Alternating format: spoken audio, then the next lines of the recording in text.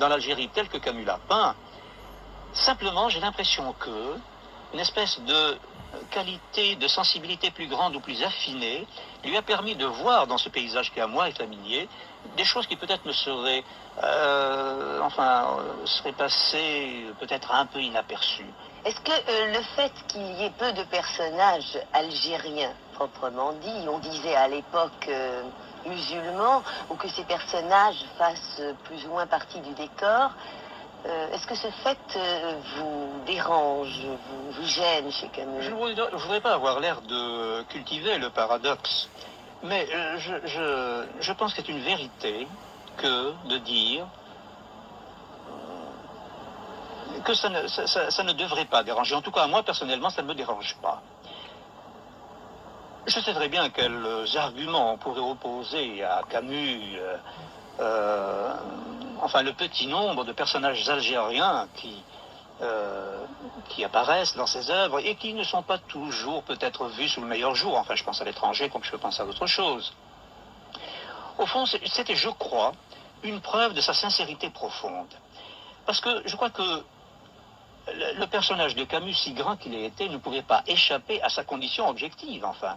Sa condition objective était la suivante. C'était ce qu'il est convenu d'appeler, disons, un pied noir, un Français d'Algérie. En tant que tel, et quel que soit l'effort intellectuel ou idéologique, qu'il faisait pour dépasser ce que cette condition avait d'astreignant, il ne pouvait pas ne pas en être, si j'ose dire. Enfin, il ne pouvait pas faire qu'il ne soit pas, malgré tout, un fils de petit blanc d'Algérie.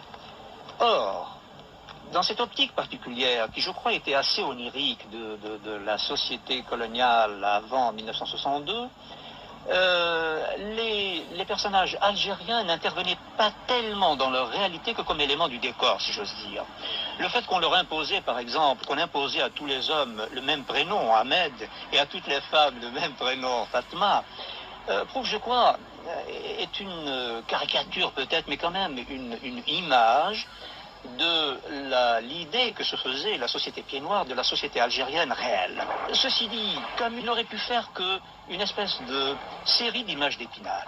Étant donné que ces personnages algériens, avec lesquels il pouvait sympathiser intellectuellement, en réalité, sa vie profonde n'était pas la leur. Qu'on le veuille ou non, il y avait cette espèce de rideau, qu'il fût de soie ou qu'il fût transparent ou n'importe quoi, mais il y avait quand même cette espèce de rideau qui séparait les deux sociétés.